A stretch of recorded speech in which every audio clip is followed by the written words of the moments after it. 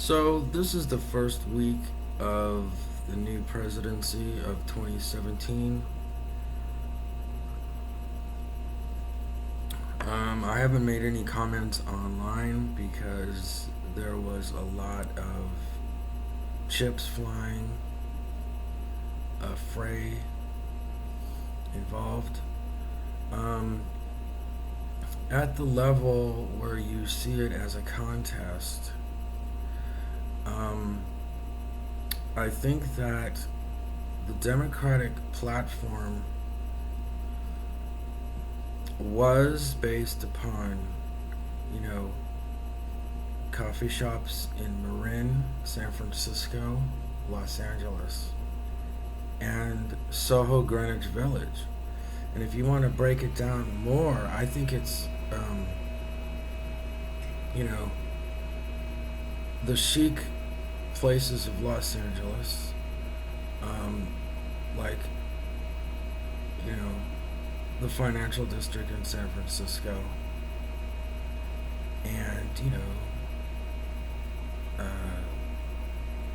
so, and New York. And if you notice that all the richest people in the United States are in those locations and that they are Democrat, like, for example, Mark Zuckerberg of Facebook. Um, so I don't think that there's anything particularly wrong with a campaign like that. If that's what you're doing, the rest of the country could fall in line. Um, the population is also concentrated in New York, San Francisco, and Los Angeles.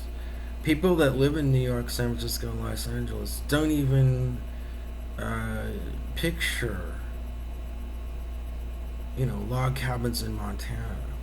Well, how are the people sitting in a bar in Montana voting? Anyway, saying all that, it's a pretty close election, right? So, like, there's nobody that made, like, huge mistakes in the election or anything like that. So, the other thing is that the CIA has dumped um, a massive file treasure trove. These files could be available if you were, at the CIA headquarters and looking through like the microfiche area for public release. If you filed a lawsuit for Freedom of Information Act and they responded to you, they might give you some of these documents. Now it's all online. So this has put a stop to like everyone scrambling around in different places for their research and their books, and you could just type it in what you want to look for, and there it is. So the CIA was created by Executive Order 1947 at about the same time as the Roswell crash. I think the CIA was intended to be Homeland Security at that moment, at that level. They were going to be the clearinghouse of all things intelligent. So now there are several layers of the enchilada. It's an intelligence lasagna, right? Right now. That's been that kind of picture has been bantied about some of the latest YouTube videos. I think it's a pretty good description of what we have going on here. The intelligence lasagna. So if you go to the CIA, you type in what their take is on something, up comes, So I was looking for meteorites because I got into everything. I started coming across meteorites. People were giving me meteorites. People were pointing me to places where I could buy meteorites. Um, I've bought meteorites in an auction. So I was looking for meteorites, and up comes the Black Knight satellite. I was gonna get this. This is one of my meteorites. It's all wrapped up. My Mars meteorite is wrapped up.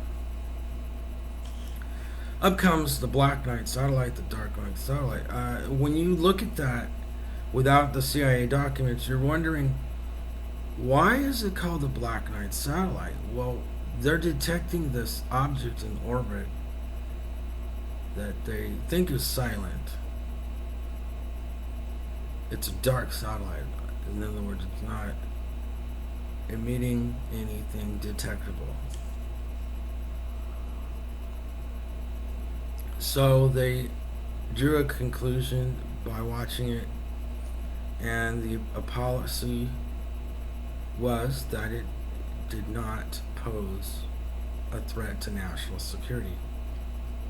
So since we're all citizens of the United States and we fall under those guidelines, and that's the document and that's their policy right now.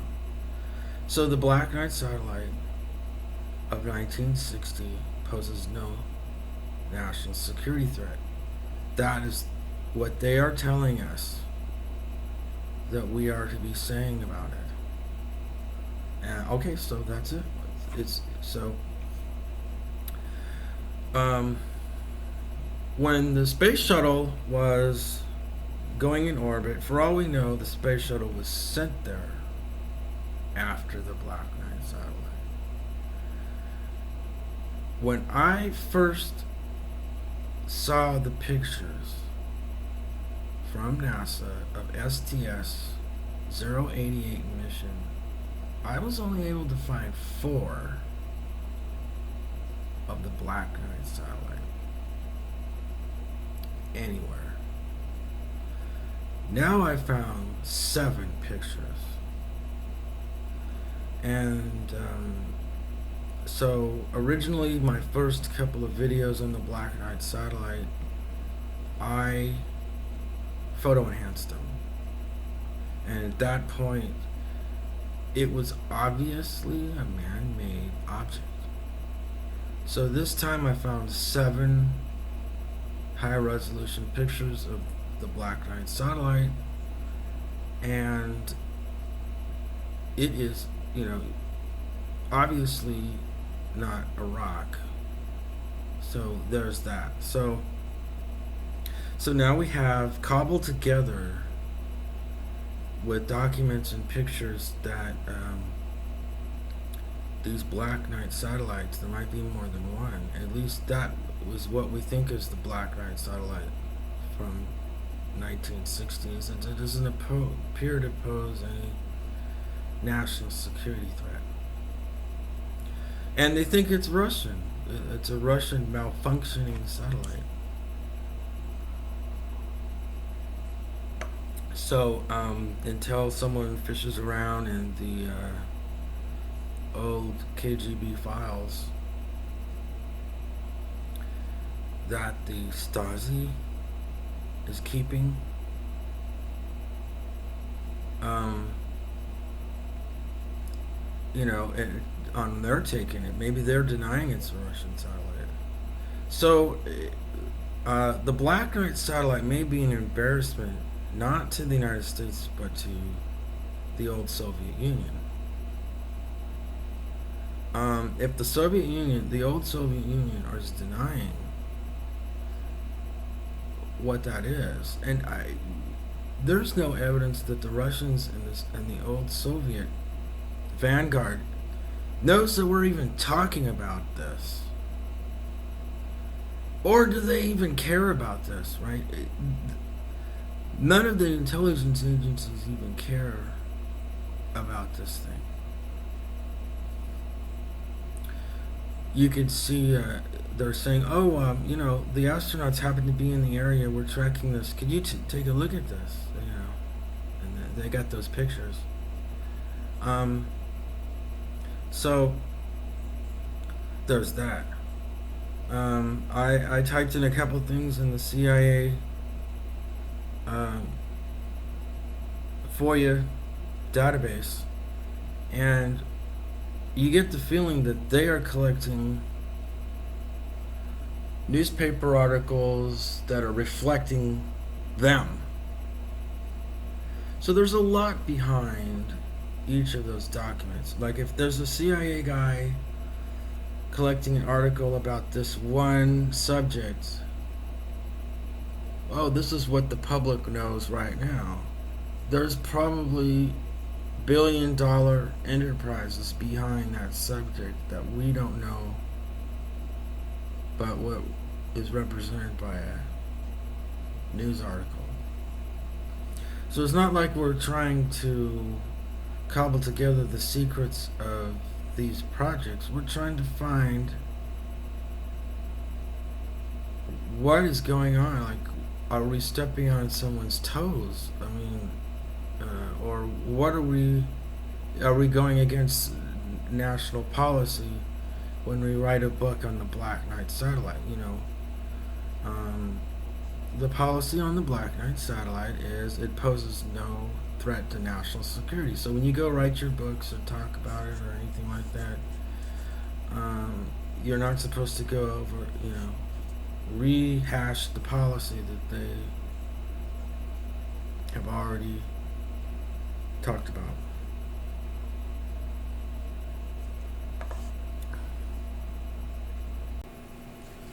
So this meteorite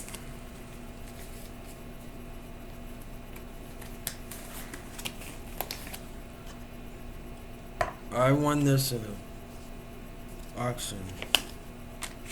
I went out and participated in an auction for Mars meteorite.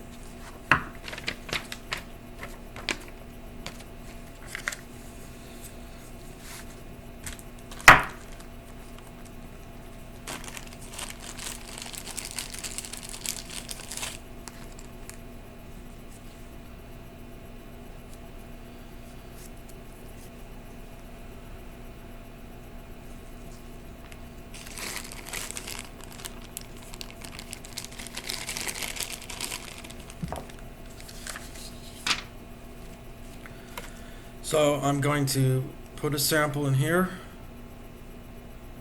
send it off for volatile gas isotope analysis. Now that's not the wording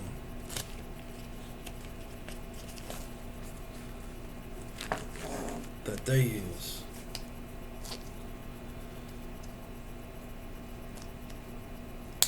It could be. It can.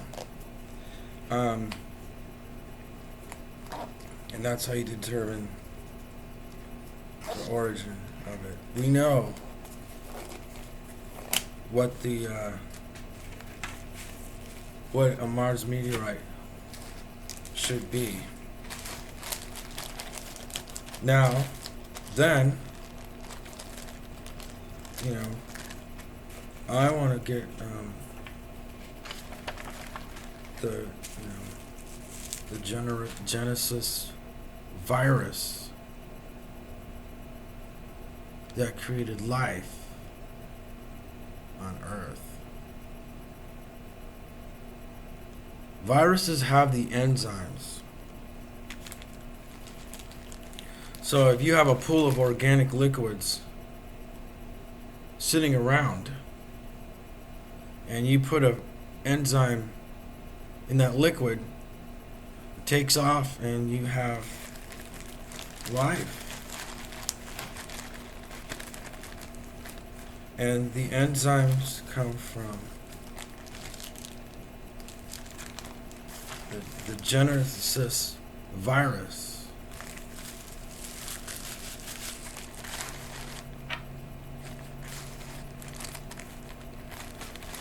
It's the way it is.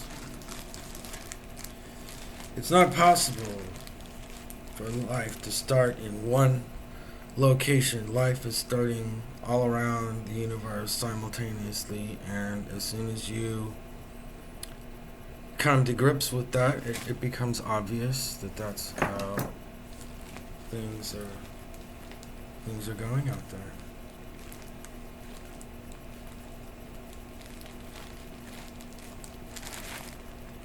So that's the Mars meteorite. So I'm gonna test my drone.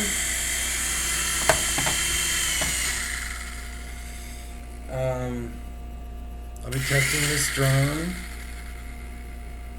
It has a camera, and I will also be